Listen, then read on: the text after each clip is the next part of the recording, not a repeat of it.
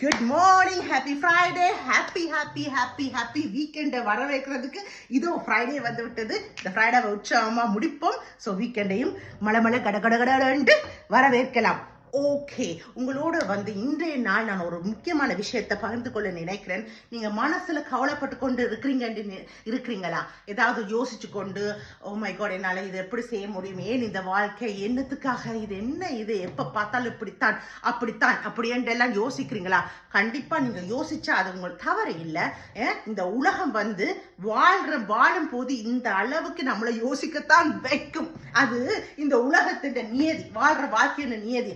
ஆனா உங்களோட மைண்டும் மனசும் சொல்லுவோம். ஓகே, அது இப்படி அப்படி செய்யலாம், ஏன் இந்த உலகத்துல வாழ்றோம், என்னடா இது கஷ்டமா இருக்கு, என்ன எப்படி செய்ய முடியுமா, செய்ய முடியாதா அப்படின்ட்டு ஒரு கான்டெம்ப்ளேட் பண்ணி கொண்டிருக்குது பாருங்க. ஒரு கலந்துரையா டிபேட் ஒன்று பண்ணி கொண்டிருக்கு பாருங்க. அப்படி என்றால் நீங்கள் வாழ்றீங்கள் என்ற அர்த்தம். உங்க மனசு ஒர்க் பண்ணுது, மைண்டும் ஒர்க் பண்ணுது. அதை கண்ட்ரோல் பண்ற ஒரே ஒரு சக்தி உங்ககிட்ட மட்டுமே தான் இருக்குது.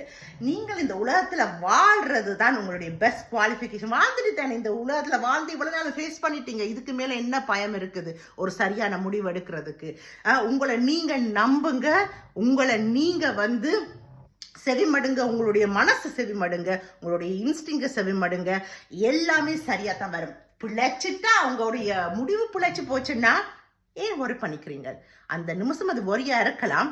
ஓகே, அதுக்கு மனசை தயார் பண்ணுங்க. அந்த மனசு தயாரா தான் இருக்கு, அந்த மைண்டும் தயாரா தான் இருக்குது. நீங்கள் அதை ஏற்றுக்கொள்ளுங்க. அதை தயார் பண்ணிட்டு அடுத்தது பார்ப்போம்னு போயிட்டே இருங்க. யாருக்காகவும் நாம் இந்த உலகத்துல நாம வந்து ப்ரூவ் பண்ண தேவையில்லை, எதையுமே ப்ரூவ் பண்ண தேவையில்லை. நமக்காக மட்டுமே நாம ப்ரூவ் பண்ணிக்கொண்டே இருக்கணும். ஸோ எந்த கஷ்டம் என்றாலும்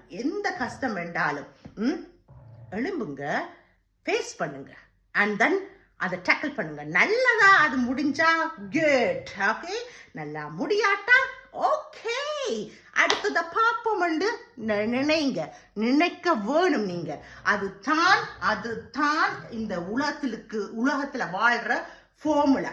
ஓகே, சில பேர் கேட்டீங்க, அக்கா ஏன் நீங்கள் சிஸ்டர் ஏன் நீங்க எக்ஸ்பிளைன் பண்றீங்க உங்களுடைய இதண்டு?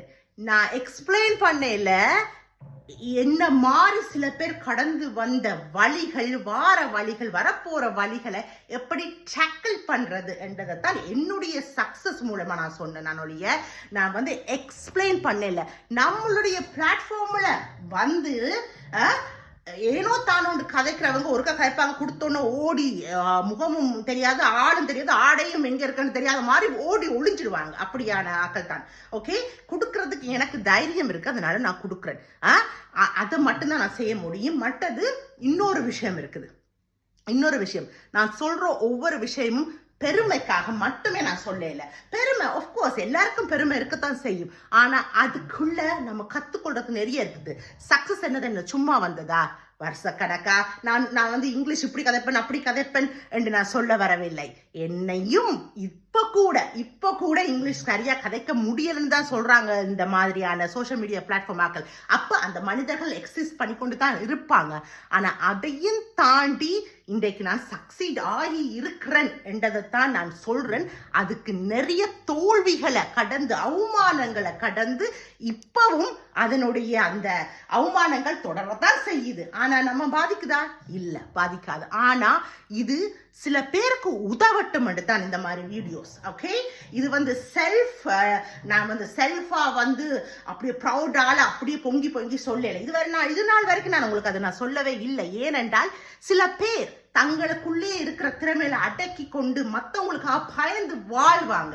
அந்த வாழ்ற வாழ்க்கைய வந்து வாழ்க்கைன்னு சொல்ல முடியாது.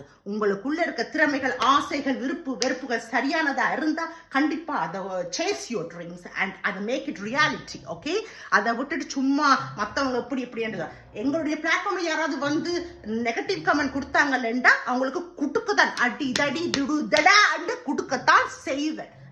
நான் ஒரு தைரியமான பெண்ணோட சும்மா மட்டும் சொல்லல. என் கணவர் என்னுடைய தைரியத்தை பார்த்து தான் என்னை கல்யாணம் பண்ணிக்கிட்டார்.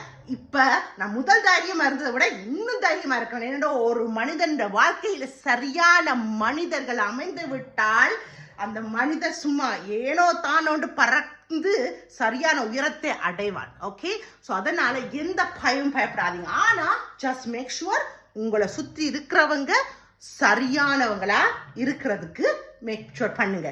சரியான மாதிரி ஆளுங்க உங்களை சுத்தி இருக்கணும், மனிதர்கள். ஓகே, அதை மட்டும் நீங்க தான் மேக் ஷுர் பண்ண வேணும். கூட பிறந்தவங்களா இருக்கலாம், பெத்தவங்களா இருக்கலாம், சரியானவர்கள் இல்லாட்டா remove your self from that environment. அவ்வளவு ஈஸி இல்ல அக்காண்ட சொன்னீங்கன்னா எனக்கு அதுவும் தெரியும், புரியும். ஆனா இந்த உலகத்துல நான் திருப்பி சொல்றேன், உலகத்துல உங்களுக்கு வாழ்ற சந்தர்ப்பம் வாழ்ந்து கொண்டு இருக்கிறீங்க. இதை விட வேற எந்த விஷயமும் கஷ்டம் இல்லை வாழ்க்கையில.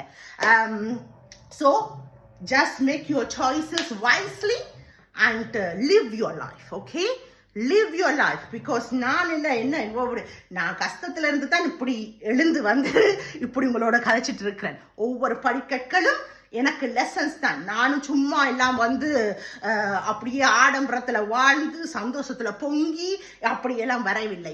சந்தோஷம்ன்றது எங்களுக்குள்ள இருக்குது, எங்களோட பீஸ் ஆஃப் மைண்ட் எங்களுக்குள்ள இருக்குது. இப்படி இத்தியாதி விஷயங்களும் எங்களுக்குள்ள மட்டுமே தான் இருக்குது. யாருக்கிட்டையும் தேடிடாதீங்க. எங்களுக்குள்ள இருக்குது. அது நாங்கள் எங்களுக்குள்ள திருப்தி அடைந்த பிறகு எங்களை நேசிக்கிற நெஞ்சங்களோட சேர்ந்து அதை அனுபவிக்கலாம் இன்னும் கொஞ்சம் நல்லாவே. Okay, all right, have a lovely beautiful day. It's Friday. நான் work meetingக்கு போறேன் இப்ப. பட் அதுக்கு முதல் இந்த பூஸ்ட் நான் கொடுத்து தான் ஆகணும். உங்களுக்கு மட்டும் இல்ல, இது என்னுடைய எனர்ஜியை என்னுடைய சகோதரர்களுக்கு நான் வந்து அள்ளி கொட்டுறேன். அது சரியான விதமா நீங்க எடுப்பீங்கள் என்ற நம்பிக்கையில மட்டும்தான் அதை நான் செய்றேன். வேற மாதிரி இந்த பிளாட்ஃபார்ம் சும்மா ஜாலிக்காக மட்டும் இல்லை, அர்த்தத்தோட இருக்கிற பிளாட்ஃபார்ம். அர்த்தமாக்குவோம் சேர்ந்து எல்லாரும். நன்றி, வணக்கம்.